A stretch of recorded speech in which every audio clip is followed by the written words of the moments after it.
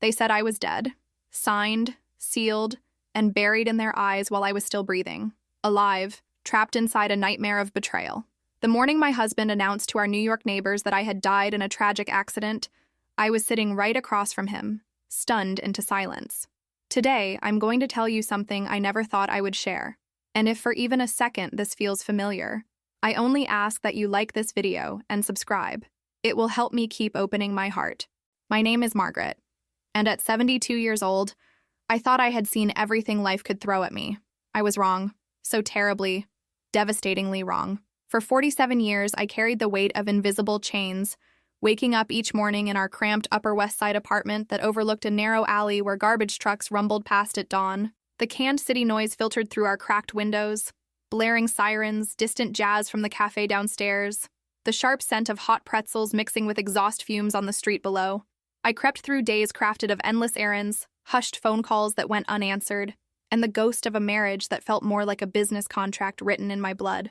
Richard, my husband of nearly 5 decades, had become a stranger who shared my bed but not my dreams. His gray eyes, once warm with love, now calculated every conversation like a stock market transaction. That Tuesday morning in October, his words shattered my routine like glass against concrete. Your death will secure our future, Margaret. The insurance money, it's our only way out. My heart, stunned, refused to beat normally. The coffee cup trembled in my arthritic hands as I stared at this man I no longer recognized. We had photo albums packed with memories scattered throughout our tiny living room, weddings, family barbecues in Central Park, decades of anniversaries celebrated at the same Italian restaurant on Columbus Avenue. I fingered the worn edges of our wedding portrait, smelling the faint scent of my mother's favorite jasmine perfume that still lingered on the yellowed pages like a ghost from happier times. But those memories quickly turned bitter as I faced a grim truth that had been eating at me for months. My life was being systematically erased for someone else's financial gain. Have you ever felt invisible in your own home? That suffocating sensation of being treated like furniture that's lost its usefulness? I had poured my whole life into that marriage, into that family, sacrificing pieces of my soul until I barely recognized the woman staring back at me in the bathroom mirror. If love was currency, I was bankrupt, completely depleted after decades of emotional withdrawals with no deposits in return. Teaching our 3 children mathematics at the cramped kitchen table when they struggled in school, working double shifts at the department store to help with bills when Richard's construction business faltered, forgiving his endless mistakes, from missed birthdays to broken promises that littered our marriage like broken glass. Mom, could you just not call so often? My daughter Sarah snapped during our last phone conversation, her voice sharp as winter wind. I have my own life now. A cold wall of silence followed her words, leaving me holding a dead phone line that echoed with years of accumulated hurt. I stayed up nights hand-sewing your Halloween costumes. Remember the year you wanted to be a princess?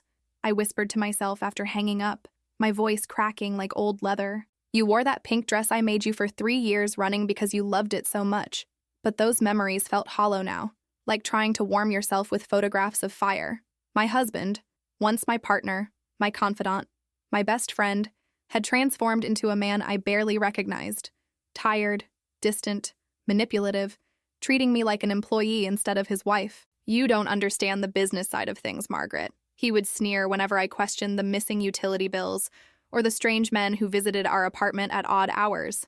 Just focus on keeping house and let me handle the important matters. Was I being used? That question haunted every sleepless night as I lay beside him, listening to his calculated breathing while holding crumpled receipts for therapy sessions I had paid for but never attended. Because who had time for self-care when everyone else's needs came first? The doubt corroded my spirit like acid rain, eating away at whatever remained of my self-worth. The microaggressions came in waves, small cuts that bled into larger wounds until I felt like I was drowning in my own home. Birthdays passed without so much as a card from my own children. Christmas mornings where I cooked elaborate meals for family members who showed up late, ate quickly, and left early without helping with dishes. A persistent cough that I ignored for months. It's just allergies, I told myself. Worsened until I could barely climb the 3 flights of stairs to our apartment without gasping for breath. When I finally sought medical help, Dr. Rodriguez's somber face confirmed what my body had been screaming for months. Mrs. Davidson, you should not have waited so long. This respiratory infection could have been treated easily if you'd come in earlier. Why didn't you take care of yourself? His concern felt foreign, almost shocking. When was the last time someone had worried about my well-being? One gray afternoon in November, while Richard was supposedly at work, I discovered something that changed everything. His laptop sat open on our kitchen table, forgotten in his rush to leave for another business meeting. The screen displayed Gmail, and curiosity, or perhaps divine intervention, made me scroll through his recent messages. There it was, buried among spam and construction quotes. A lengthy email chain with someone named Marcus Rivera from a Miami-based insurance company. The subject line read, Policy Activation Timeline, M. Davidson. My hands shook as I read further, my world collapsing with each sentence. The death certificate needs to be filed by the 15th, Marcus had written. Once the accident report is submitted to local authorities, we can process the $2.4 million payout within 72 hours. Make sure she doesn't suspect anything. Richard's response made my blood turn to ice. Margaret trusts me completely. She'll never see it coming. After 47 years of marriage, she still believes I love her. This will be easier than I thought. I sat frozen in our worn kitchen chair, the same chair where I'd helped our children with homework, where I'd balanced checkbooks and paid bills with money I'd earned, where I'd eaten countless lonely dinners while waiting for a husband who came home later and later each night. The fragile china cup I'd been holding, a wedding gift from my mother, slipped from my trembling hands, shattering against the cracked linoleum floor. The pieces scattered like my life, sharp fragments reflecting fluorescent light and 47 years of accumulated lies. Do you know what it feels like to discover that your entire existence has been reduced to a dollar amount? To realize that someone you loved more than your own life sees you as nothing more than a financial opportunity? I sat among the ruins of that broken cup, my tears falling onto ceramic shards as I contemplated saying no for the first time in decades. No to being invisible, no to being discarded, no to being murdered for money. Lonely or respected, I whispered to my reflection in the darkened window, as evening shadows stretched across our tiny kitchen. Which would hurt less? The city skyline beyond our apartment walls looked different that night, transformed from a comforting backdrop into something cold and indifferent. I carefully swept up every piece of that broken cup, each shard a small rebellion, and threw them away. Then I walked to our bedroom closet and pulled out the cardboard box where we kept our photo albums. One by one, I removed pictures of family vacations, anniversary dinners, birthday parties, Christmas mornings where everyone looked happy. I labeled the box, "The Past," in my careful cursive handwriting and sealed it with tape. That night, I barely slept. My mind raced with fragments of conversations, remembered looks, small moments that suddenly made perfect sense. The way Richard had insisted on increasing my life insurance policy last year, claiming it was responsible financial planning. The way he'd encouraged me to eat more sweets, take fewer walks, skip doctor appointments because they were too expensive. The way he'd isolated me from friends, convincing me that I was being dramatic when I complained about feeling lonely. The next morning, I made a decision that terrified me. I would confront them, not with anger or accusations, but with quiet dignity that had been buried under years of emotional abuse. I started with our eldest son, Michael, calling him at his office in Manhattan. "Mom?" His voice sounded surprised, almost annoyed. "I'm in a meeting. Can this wait?" "Your father is planning to have me killed for insurance money," I said simply, the words feeling surreal as they left my mouth. Silence stretched between us like a chasm. Then, "Mom, that's ridiculous. Are you taking your medication? Maybe you should talk to someone." The dismissal hit me like a physical blow. "I found the emails, Michael. I have proof." "Mom, you're overreacting," he said, his voice taking on that patronizing tone I'd heard from Richard countless times. "Dad loves you. We all do. You're just going through a rough patch." I hung up before he could diminish my reality further. My daughter Sarah's response was even worse. Cold laughter followed by, "Mom, you watch too much television. Dad wouldn't hurt a fly." My youngest, David, didn't even answer his phone. That evening, Richard came home earlier than usual, carrying takeout from our old neighborhood Chinese restaurant, a peace offering that felt like poison. "Margaret, the kids are worried about you," he said, setting containers on our kitchen table with exaggerated care. "They think you might be having some kind of breakdown." "I know about Marcus Rivera," I said quietly, watching his face for any flicker of truth. His expression didn't change, but something shifted behind his eyes, a coldness that made me shiver. "I don't know what you're talking about." "The insurance policy, the $2.4 million, the death certificate you're planning to file." He sat down across from me, his hands folded like he was about to deliver a business presentation. "Margaret, I'm doing this for us, for our future. We're drowning in debt, and this is our only way out." The casual admission stunned me into silence. He wasn't denying it. He was justifying it. "You'll be well taken care of," he continued, as if he were discussing vacation plans. "There's a facility in upstate New York, very comfortable, where you can live quietly. The insurance money will ensure you never want for anything." "You're talking about having me committed," I whispered, the full scope of his plan becoming clear. "It's better than the alternative," he said. And in that moment, I glimpsed the depths of his betrayal. This wasn't just about money. This was about erasing me completely, removing any inconvenient evidence of his crimes. But amid the crushing weight of my family's betrayal, an unexpected light appeared. Mrs. Elena Alvarez, our neighbor from 4B, knocked on our door the next morning while Richard was out running errands. Elena was a retired teacher from Queens, a warm-hearted Cuban-American woman whose English carried the musical rhythm of her homeland, and whose eyes held the kindness I'd forgotten existed. "Margaret, mija," she said, her voice soft with concern. "I heard voices last night. Are you okay?" Something about her genuine worry broke through my protective walls. I found myself telling her everything. The emails, the insurance plot, my family's dismissive reactions. She listened without judgment, occasionally squeezing my hand when the words became too painful. "You deserve more than this pain," Elena said, holding me as Manhattan's evening bells pealed faintly through our shared wall. "You have more strength than you know.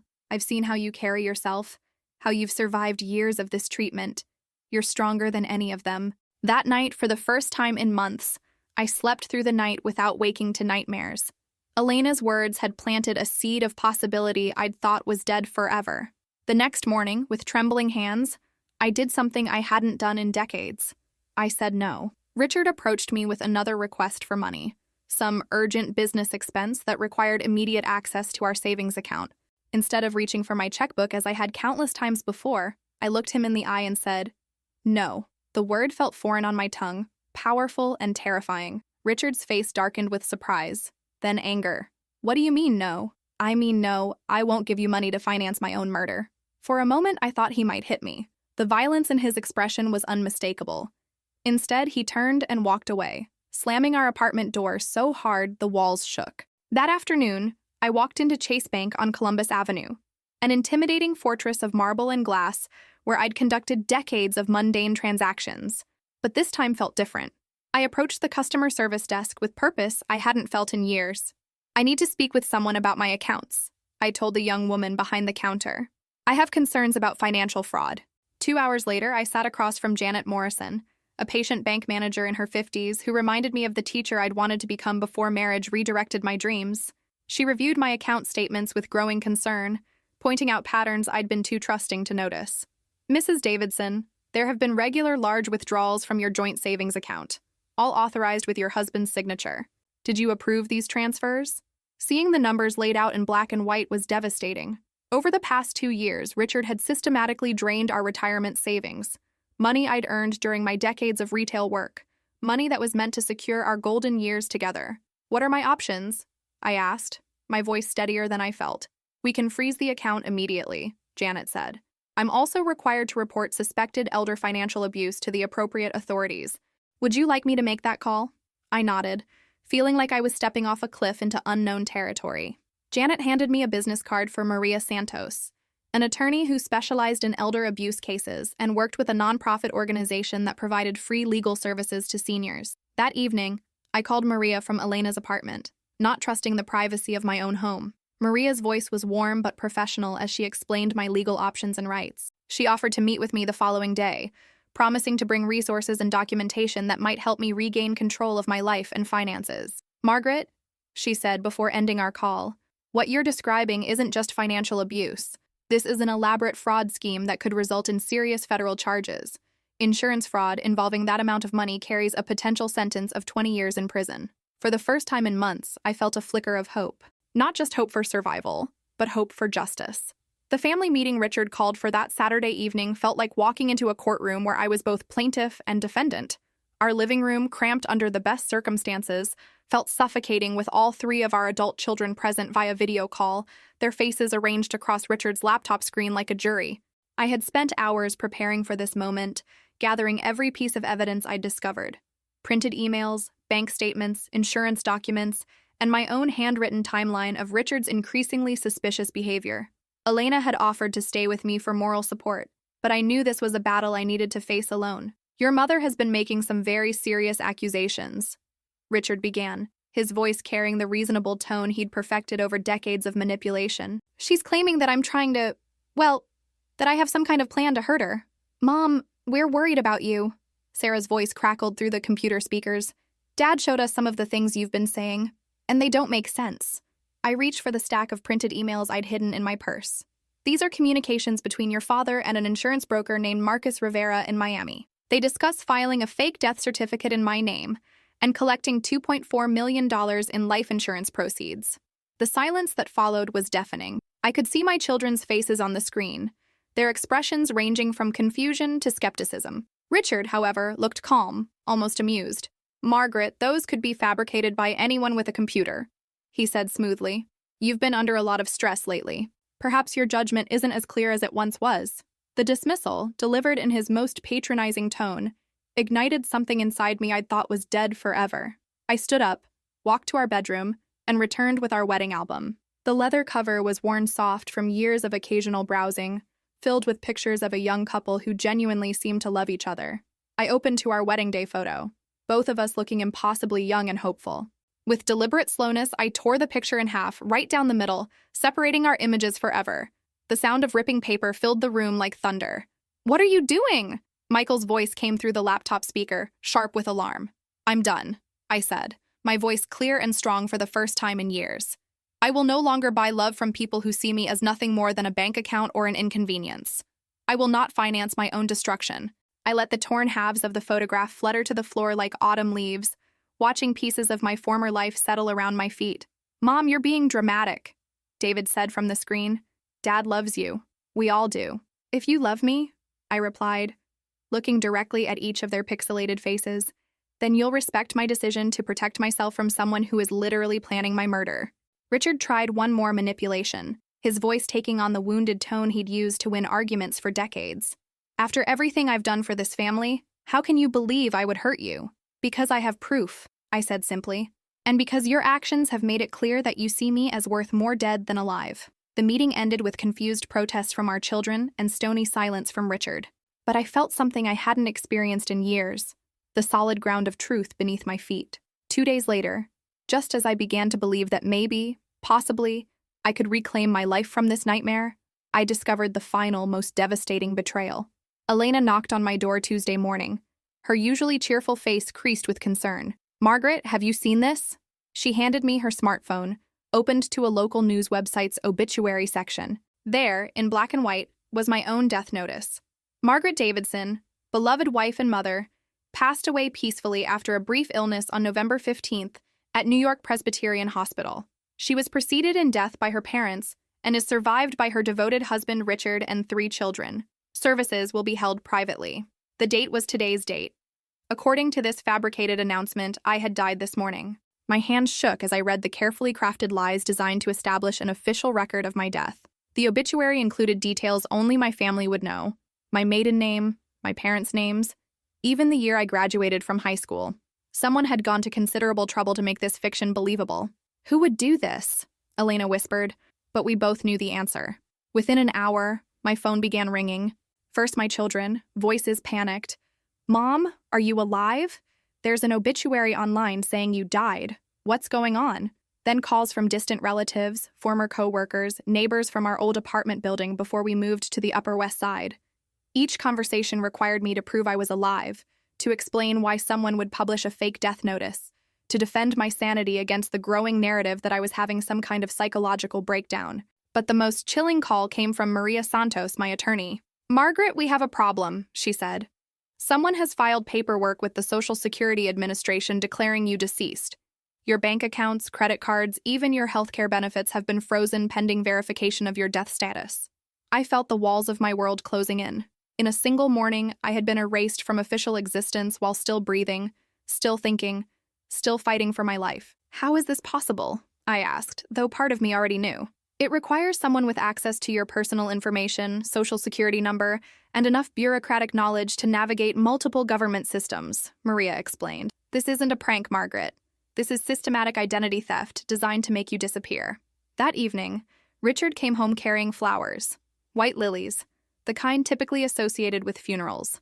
He set them on our kitchen table without comment, then sat down across from me with an expression I can only describe as satisfied. "I see you found the obituary," he said calmly, as if discussing the weather. "How could you do this to me?" I whispered, my voice barely audible.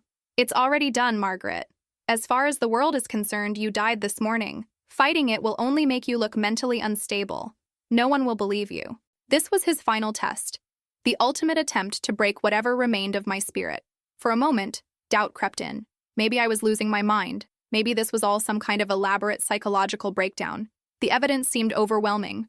Official documents, family members questioning my stability, a legal system that apparently recognized my death more readily than my life. But then I remembered Elena's unwavering support, Maria's professional concern, Dr.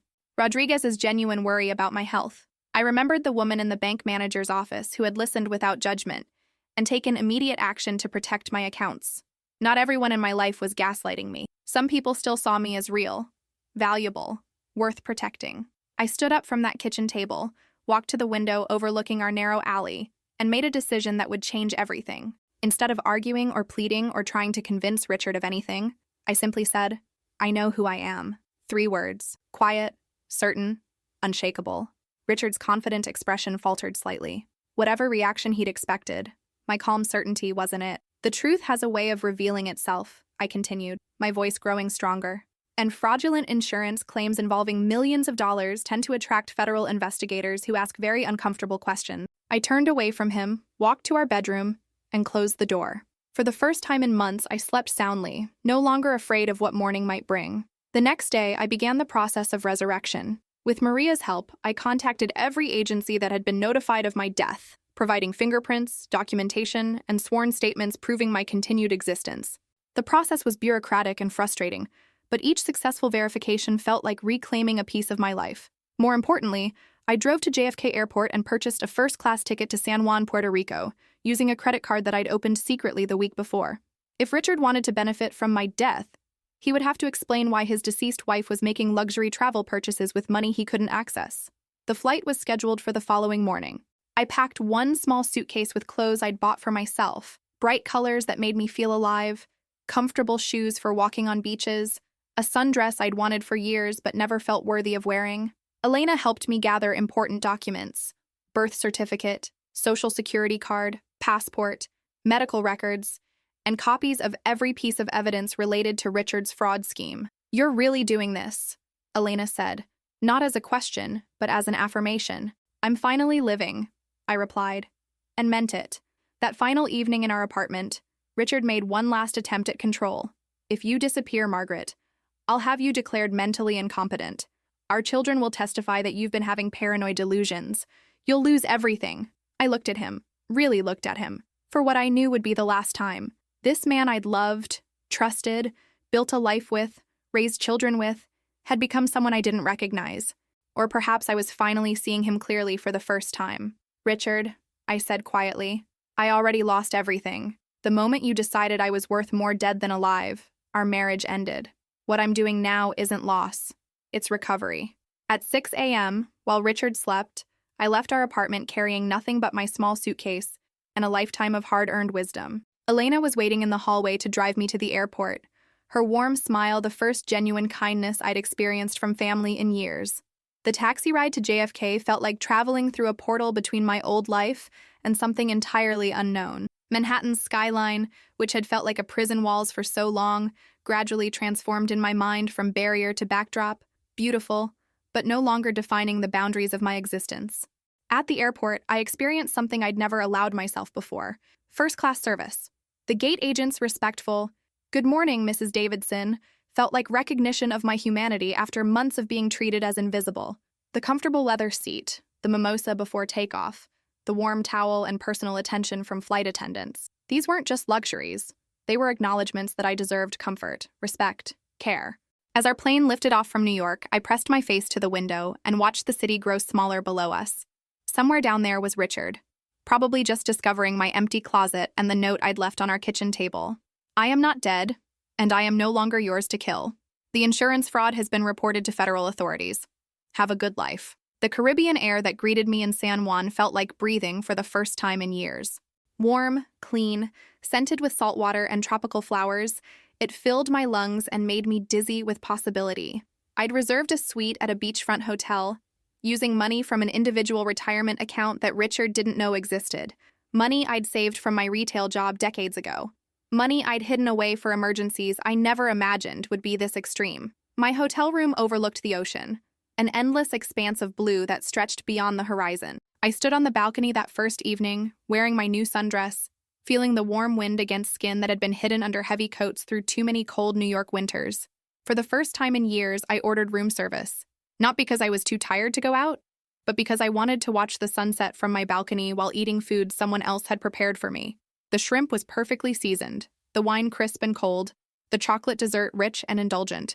Each bite felt like an act of self-love I was learning to practice. That night, I called Elena from my hotel room. "How does it feel to be alive again?" she asked, and I understood what she meant. "Like learning to breathe underwater," I said. "Foreign, but essential."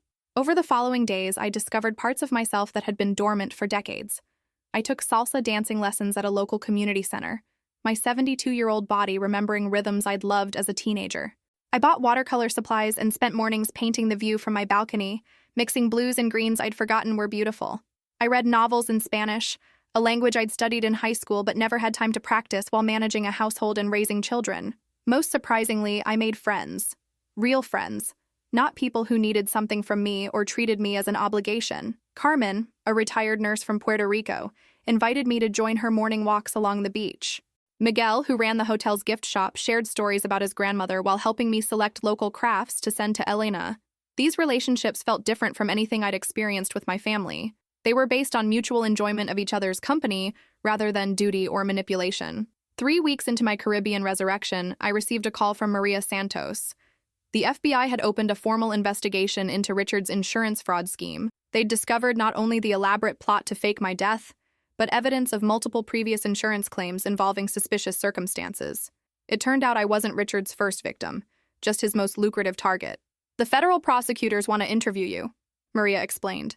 "Your testimony will be crucial to their case." "Will I have to see him again?" I asked, surprised by how little fear the prospect generated.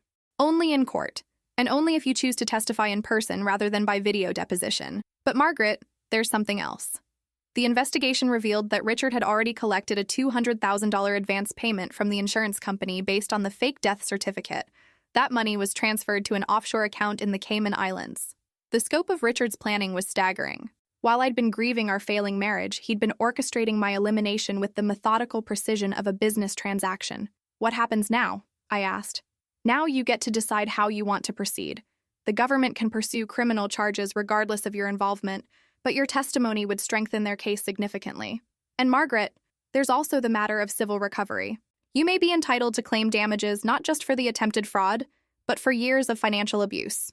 That evening, I sat on my balcony watching the sun paint the Caribbean sky in shades of pink and gold, contemplating justice. Not revenge, justice. The difference felt important. Revenge would have been about hurting Richard as he'd hurt me. Justice was about ensuring he faced consequences for his actions while I rebuilt a life based on truth rather than lies. I decided to testify. 6 months later, I flew back to New York, not to stay, but to face the past with the strength I'd discovered in myself. The courthouse in Lower Manhattan felt like foreign territory, filled with marble columns and echoing voices that reminded me how small I'd allowed myself to become during my marriage. Richard looked older, diminished, when I saw him across the courtroom. The confident man who had planned my murder had been replaced by someone who seemed genuinely surprised that his actions had consequences. Our eyes met briefly, and I felt nothing. No residual love, no anger, no fear. He had become a stranger whose actions had inadvertently set me free. My testimony lasted 2 hours. I spoke clearly and calmly about the emails I'd discovered, the systematic financial abuse, the fake obituary, the elaborate insurance scheme. The prosecutors were respectful, allowing me to tell my story at my own pace without interruption. Richard's defense attorney tried to paint me as a confused elderly woman experiencing paranoid delusions, but the evidence was overwhelming. Email records, bank statements, testimony from Marcus Rivera, who had apparently cooperated with authorities in exchange for reduced charges, and documentation of the fraudulent death certificate created an irrefutable timeline of criminal intent. The verdict was guilty on all counts. insurance fraud, elder abuse, identity theft, and conspiracy. Richard was sentenced to 15 years in federal prison and ordered to pay restitution in the amount of $2.4 million, the full value of the insurance policy he'd attempted to claim. But the real victory wasn't the prison sentence or the financial restitution. The real victory was standing in that courtroom, speaking my truth in my own voice, representing myself as a person of value rather than a victim to be rescued. After the trial, I had lunch with our 3 children at a restaurant near the courthouse. The conversation was awkward, filled with apologies that felt too little too late, explanations that revealed how completely Richard had manipulated their perceptions of reality. "We thought you were getting paranoid," Sarah said, tears streaming down her face. "Dad showed us the things you were saying, and they seemed so impossible. I wanted to believe you," Michael added. "But the alternative was accepting that our father was a monster." David, our youngest, simply held my hand and said, "I'm sorry I didn't listen. I forgave them. Not because they deserved it, but because carrying anger was a luxury I could no longer afford." Forgiveness, I was learning, is something you do for yourself, not for the people who wronged you. But forgiveness didn't mean returning to old patterns. When they asked when I was moving back to New York, I smiled and said, "I'm not. I have a life in Puerto Rico now." Their surprise was genuine. In their minds, I existed in relation to them. As mother, wife, caregiver, the concept that I might have built an independent life, chosen my own geography, created new relationships that didn't revolve around their needs, seemed genuinely foreign. "But who will take care of you?" Sarah asked, and I heard echoes of every conversation where my worth had been measured by my utility to others. "I take care of myself," I replied, "and I have friends who care about me as a person, not as a service provider." Flying back to San Juan that evening felt like returning home to a life I had chosen, rather than a life that had been imposed on me. Carmen met me at the airport with fresh flowers from her garden. Miguel had saved several books he thought I'd enjoy. Elena, who had flown down to visit me twice during my months in the Caribbean, was planning another trip for my upcoming 73rd birthday. These relationships weren't based on obligation or manipulation. They were based on mutual affection, shared interests, and the simple pleasure of each other's company. This was what love was supposed to feel like: supportive rather than demanding, energizing rather than draining. A year later, I celebrated my 74th birthday on a catamaran sailing around the island of Vieques, surrounded by friends I'd met through salsa dancing classes, watercolor workshops, and morning beach walks. The sun was warm on my face, the water crystalline blue, the laughter genuine and joyful. I thought about the woman I'd been just 2 years earlier, frightened, invisible, measuring her worth by how much others were willing to exploit her kindness. That woman felt like someone I'd known long ago, someone I cared about but no longer was. My phone buzzed with a text message from David. "Happy birthday, Mom. I hope you're well." Simple, respectful, asking nothing from me except acknowledgement of his continued existence in my life. This was the relationship we could have. Not the one we'd had before, but something honest and sustainable. I replied, "Thank you. I'm very well indeed." And I was. Genuinely, completely, authentically well for the first time in decades. That evening, as I watched another Caribbean sunset paint the sky in impossible colors, I reflected on the journey that had brought me to this balcony, this life, this version of myself that felt both entirely new and essentially authentic. The woman who had been declared dead by her own husband had discovered something more valuable than the insurance money he'd tried to steal. She had discovered her own worth, independent of anyone else's validation or exploitation. The insurance restitution money sat largely untouched in a savings account, earning modest interest while I lived comfortably on my Social Security benefits and the small pension from my retail job. I didn't need Richard's blood money to validate my worth or finance my happiness.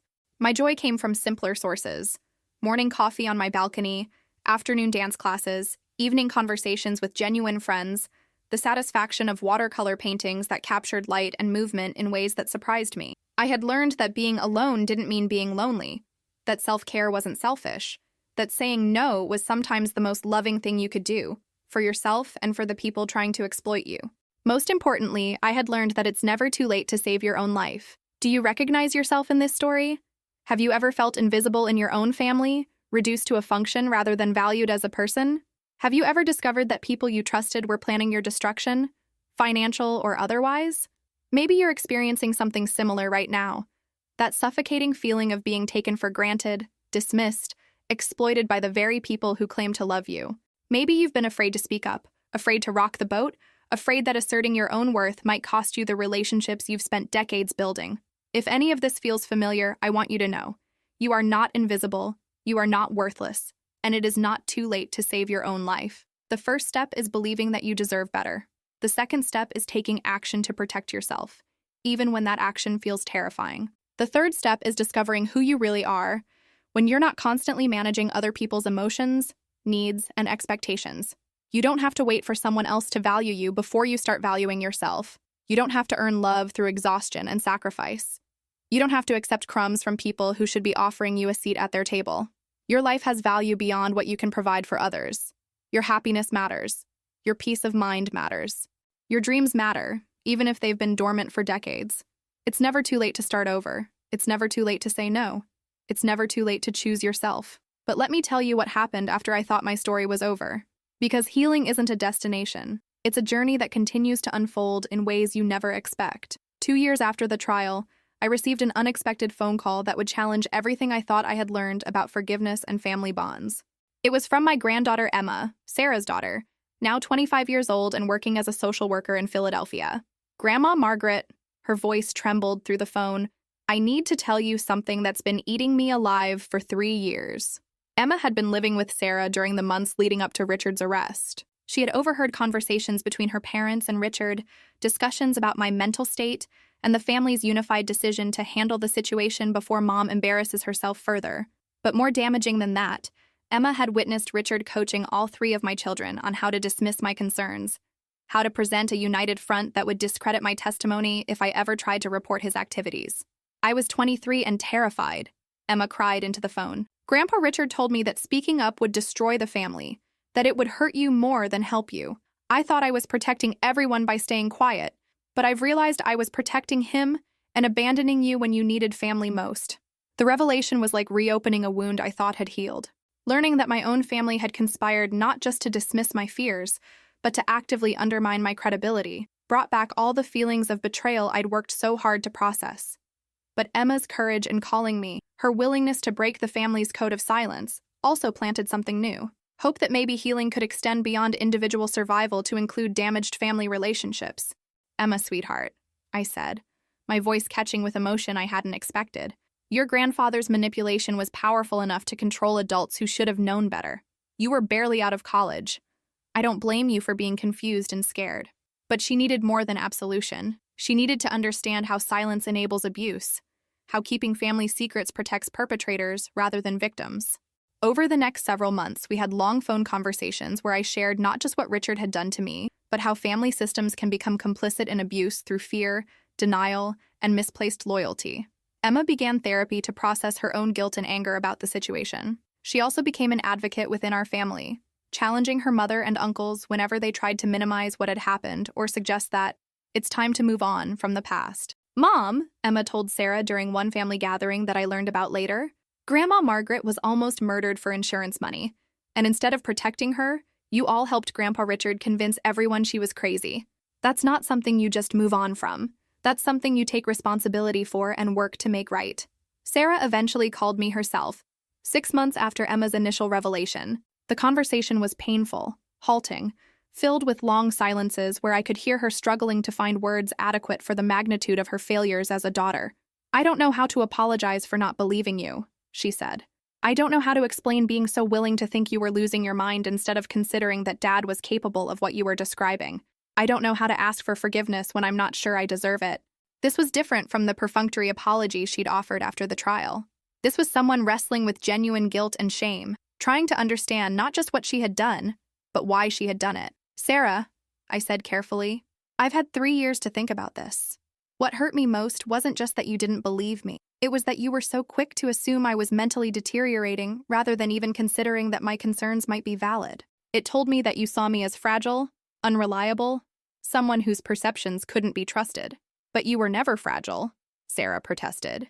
You were the strongest person in our family. You handled everything. Dad's business failures, our problems growing up, financial stress. You were like, unbreakable. And there it was. The burden of being seen as endlessly capable, invulnerable, responsible for everyone else's stability. My children had needed me to be unbreakable, so they couldn't allow themselves to see the cracks that would have revealed how much I was struggling. Acknowledging that I was being abused would have meant acknowledging that they had allowed someone to abuse the person who they depended on to keep their world stable. Being strong doesn't mean being immune to harm, I told her. And being a mother doesn't mean I stopped being a person who deserved protection when I was in danger.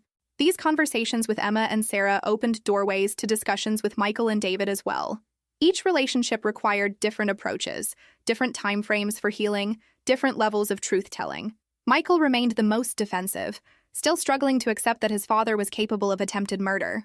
David surprised me by being the most willing to examine his own role in dismissing my concerns and his eagerness to make amends through changed behavior rather than just words. But family healing, I discovered, is not a linear process.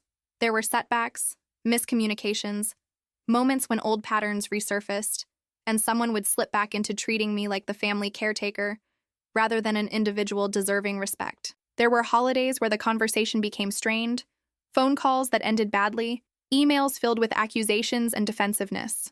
Through it all, I maintained my life in Puerto Rico, my friendships that weren't tangled up with decades of complex family history, my independence that allowed me to engage with my children when it felt healthy and maintain boundaries when it didn't.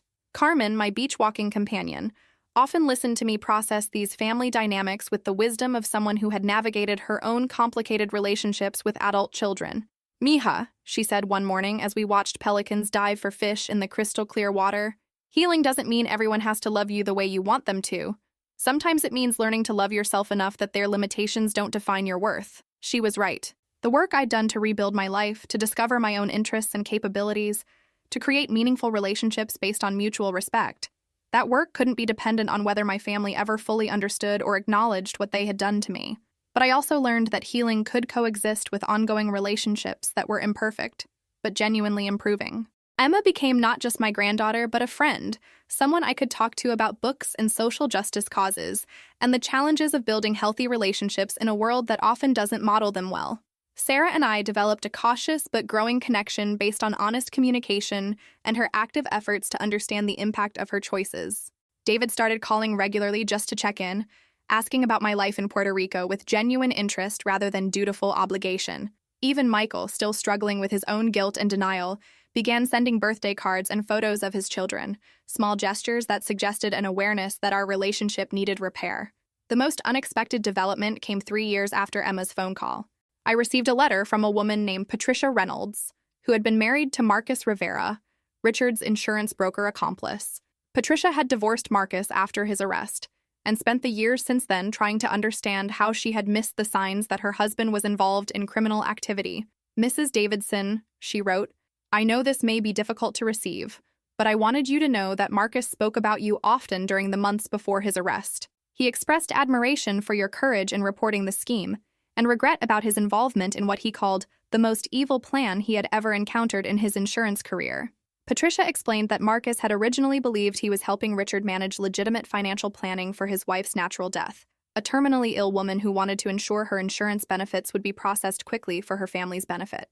It wasn't until the scheme was already in motion that Marcus realized Margaret Davidson was healthy, alive, and unaware of the plot against her life. Marcus said that when he understood the full scope of what Richard was planning, he tried to back out, Patricia continued. But Richard threatened to expose other questionable insurance claims Marcus had processed over the years, essentially blackmailing him into continued cooperation. Marcus was terrified of losing his license and destroying his career, so he went along with something he knew was wrong. This information didn't excuse Marcus Rivera's actions, but it provided context that helped me understand that even Richard's criminal accomplice had been manipulated and coerced. Richard's ability to find and exploit other people's vulnerabilities extended far beyond our family. Patricia asked if she could meet with me during a planned vacation to Puerto Rico, not to seek forgiveness on her ex-husband's behalf, but to better understand the impact of the crimes she had unknowingly been connected to through marriage. We met at a small cafe in Old San Juan, 2 women in their 70s trying to make sense of how the men we had trusted had brought such destruction into our lives. Patricia was thoughtful, intelligent, genuinely horrified by what had been done in her family's name. "I keep thinking about all the signs I missed," she said, stirring her café con leche with nervous energy. The late-night phone calls, the unexplained business trips, his insistence on handling all our finances privately. I convinced myself I was being a supportive wife by not asking too many questions. Her story reminded me of my own years of making excuses for Richard's behavior, explaining away inconsistencies, accepting partial truths because pushing for complete honesty felt like betraying the marriage. We had both been socialized to trust our husband's judgment over our own instincts, to prioritize marital harmony over personal safety. We weren't naive, I told Patricia as we walked along the cobblestone streets of the old city. We were trained from childhood to defer to male authority, to assume that questioning our husband's decisions would be disloyal or controlling. What happened to us was the logical conclusion of a lifetime of being taught that our intuition was less reliable than other people's explanations. Patricia nodded, tears in her eyes. Marcus is serving 8 years in federal prison. Our children barely speak to me because they blame me for not knowing what he was doing. I've been so isolated, so ashamed. Talking to you is the first time I've felt like maybe I wasn't completely foolish for missing the signs.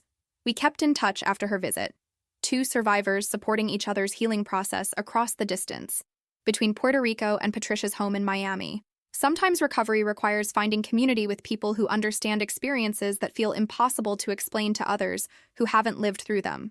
As I write this, 5 years have passed since I left New York to save my life. 5 years since I learned that my husband was planning to murder me for insurance money, since I discovered that my children would rather believe I was losing my mind than accept that their father was a criminal, since I made the terrifying decision to protect myself even when it meant leaving everything familiar behind.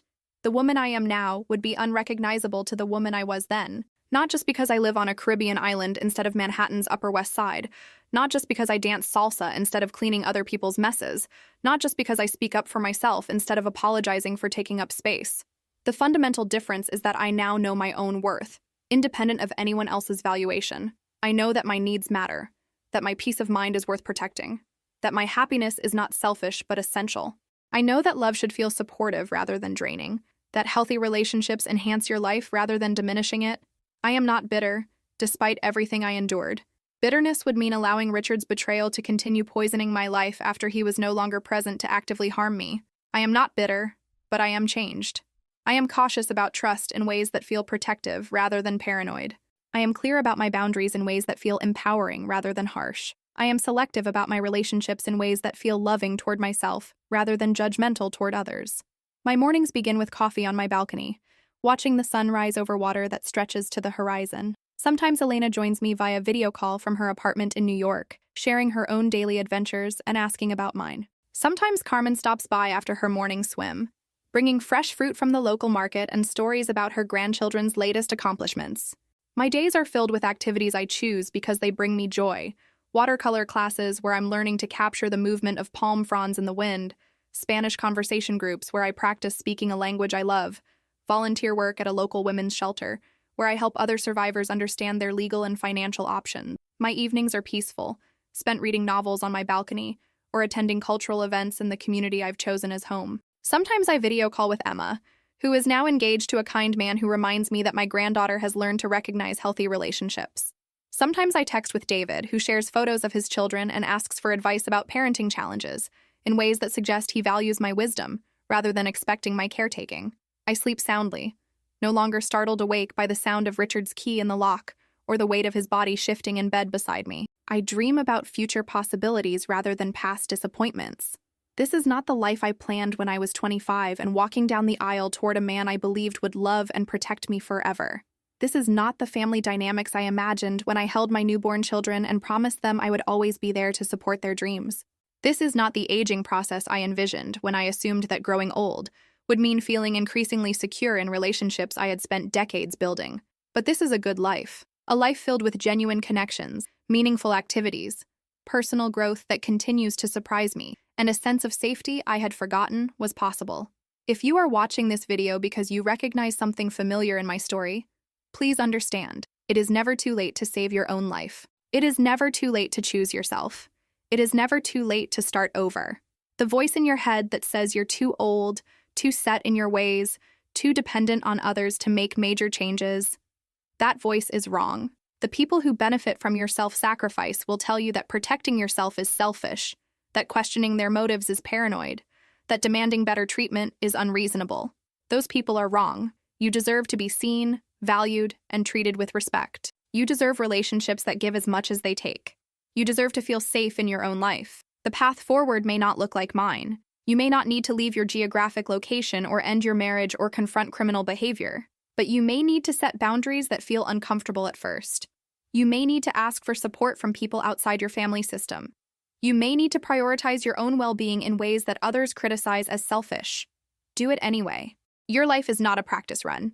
This is the only time you get to be yourself, to pursue your happiness, to experience the satisfaction of living authentically. Don't spend it managing other people's emotions or financing other people's comfort at the expense of your own safety and peace of mind. Start small if you need to. Say no to one request that doesn't serve you. Ask one question about a financial decision that affects your security. Call one friend who makes you feel valued for who you are rather than what you can provide. Build from there. Trust your instincts even when other people tell you they're wrong. Seek support from professionals who specialize in helping people navigate complex family dynamics and potential abuse. Create or maintain at least one relationship that exists purely for mutual enjoyment rather than obligation or necessity. Remember that other people's inability to love you well is not evidence of your unworthiness of love. It is evidence of their limitations, not yours. You are not too old to learn new skills, make new friends, discover new interests, or build a life that reflects your values and preferences rather than other people's expectations. You are not too damaged to heal, too stuck to grow, too tired to fight for your own happiness. You are not responsible for other people's feelings about the choices you make to protect yourself. You are worth saving. You have the power to save yourself, and it is never, ever too late to begin. If this message resonates with you, if you see pieces of your own story reflected in mine, please know that you are not alone. There are resources available, people trained to help, communities of survivors who understand what you're experiencing. Most importantly, there is hope. Not just hope for survival, but hope for a life that feels genuinely fulfilling, relationships that are truly supportive, and a sense of self-worth that doesn't depend on other people's approval or appreciation. Your story doesn't have to end with other people's betrayal or neglect. Your story can include chapters you haven't written yet, victories you haven't achieved yet, joy you haven't experienced yet. Begin today. Begin now. Begin with believing that you deserve better than whatever situation brought you to watch this video. And thank you for allowing me to share my story with you. Thank you for seeing me, for listening to the truths that were so hard to speak, for reminding me that surviving trauma means, ultimately, helping others believe that they can survive it too. Your life matters. Your happiness matters. You matter. Please like this video if it helped you feel less alone in your struggles. Please subscribe to this channel if you want to hear more stories about resilience, recovery, and the courage to choose yourself when everyone else has failed to choose you. And please, above all else, choose yourself, today and every day thereafter. You are worth it. I promise you are worth it. Thank you for watching. Thank you for your courage. Thank you for still being here, still fighting, still hoping that your life can be different and better than it has been. It can be. And it will be. If you give yourself the chance to find out who you really are when you're not constantly explaining away other people's failures to love you well, go save your own life. You have everything you need to begin.